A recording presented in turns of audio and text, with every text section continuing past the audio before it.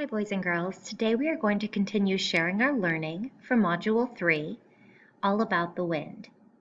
Last week you had the chance to create a story map and then write your own creative story about how a character responded to the powerful force of the wind. I know your teachers were so excited to read the stories you came up with, and you showed a lot of learning from Module 3. Today we're going to continue that by having you participate in a Socratic seminar. I know that's going to look a lot different than what you do in the classroom, but your teachers have come up with a neat way for you to share your thoughts and also for you to hear or read the thoughts of some of your classmates. Here's our big question from Module 3. How do people respond to the powerful force of the wind? Now, we have been looking at that question for a long time. I think now you have enough knowledge to answer that question. We're going to use the Module 3 text, and that leads to our focusing question. How do all the Module 3 texts build my knowledge? I want you to consider, how did you learn about how people respond to the powerful force of the wind during this module? You have to reach really far back in your brains, all the way back to February. Think about what we did. We read books. We have 5 different texts that we read. We listened. We listened to read alouds. We listened to each other. We asked questions. I think I could actually even add a little bit more to that. We wrote stories. And we created videos. Remember, you made the video about Irene and how she responded to the wind. Today you will celebrate all that you have learned in this module by participating in a Socratic seminar.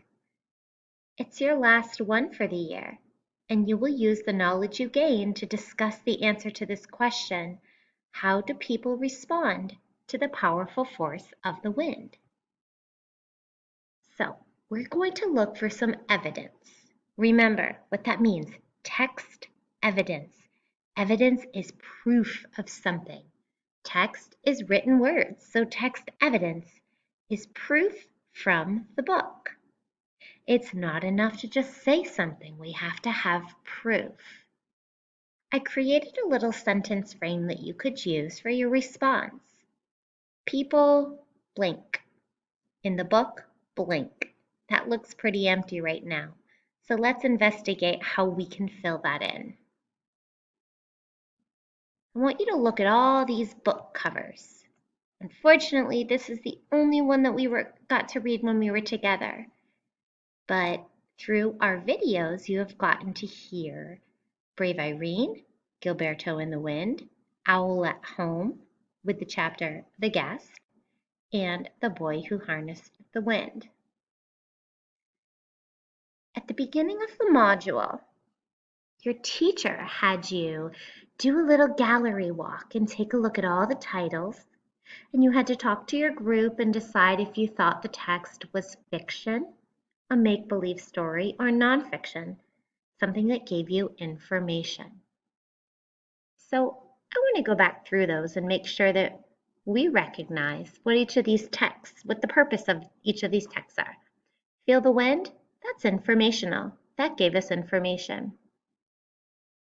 Brave Irene is a fiction text. Irene went on a long journey through the wind, through terrible weather.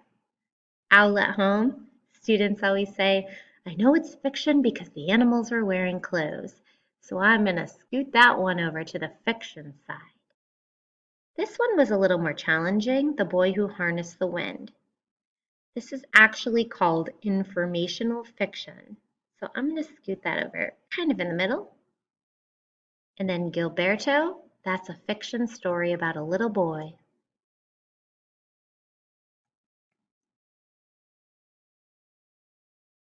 So we want to find some text evidence to help us answer the question, how do people respond to the powerful force of the wind? Let's think of this book because this is the most recent book that you read, The Boy Who Harnessed the Wind. If you remember, this little boy used the wind to help his village. So I might say on this, people use the wind. In The Boy Who Harnessed the Wind, William used the wind to power a windmill. In Gilberto, I love this story. Gilberto had fun with the wind. So if I look at my sentence starter, I could say people play with the wind. In the book Gilberto in the Wind, Gilberto played with the wind outside. Oh, think about Owl. Did Owl like the wind? He did not. So think about what happened in that story. Think about how we could put that into our sentence frame. People do not like the wind. In the book Owl at Home, Owl told the wind, "Get out." Let's think about brave Irene. Irene faced the wind. People face the wind. In the book Brave Irene, Irene fought her way through a terrible storm to deliver the dress. See what I'm doing? I am making an inference on how the characters responded to the wind, and then I'm giving specific text evidence. Let's think of our nonfiction text. In the book Feel the Wind, we learned a lot in that book, but I'm thinking of the part where they talked about how meteorologists or people who predict the weather can track the wind. People track the wind. In the book Feel the Wind, they told us about how weathermen and women can find where storms are coming from. All right, I want you to take a look at this page. Choose one of these characters from one of these books and think about how they responded to the powerful force of the wind. Or in the case of Feel the Wind, think about information that we learned.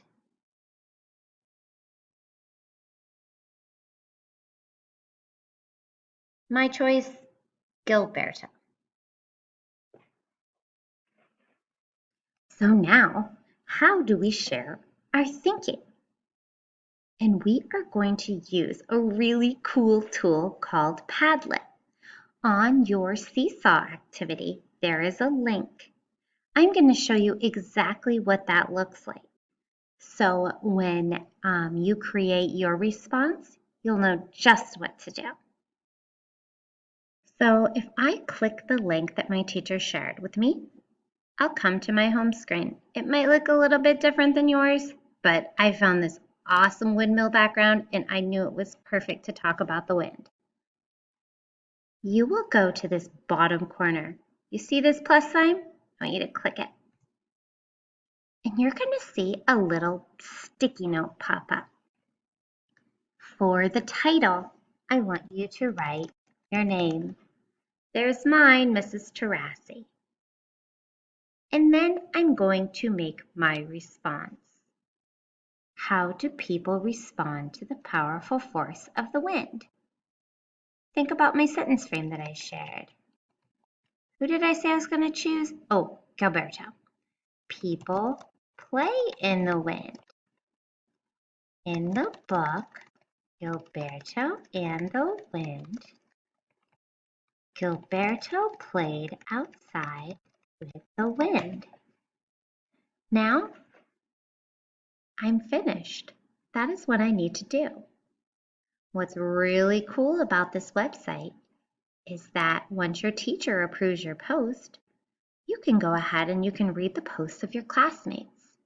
It's just like having the chance To participate in the Socratic seminar in the classroom, you get to read your classmates' thinking and share your own thinking.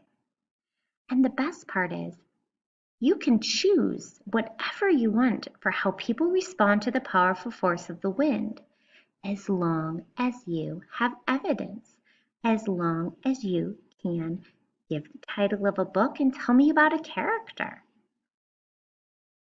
I'm going to go back to those sentence frames so that you know just what to do when you create your post on Padlet.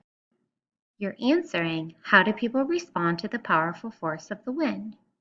People, whatever you want to write about. Gilberto, William, Irene, Owl, one of the people in Feel the Wind, and then you need to use evidence. Feel free to look back through the video if you need to look at the titles again, and make sure you write your name on the top of the Padlet.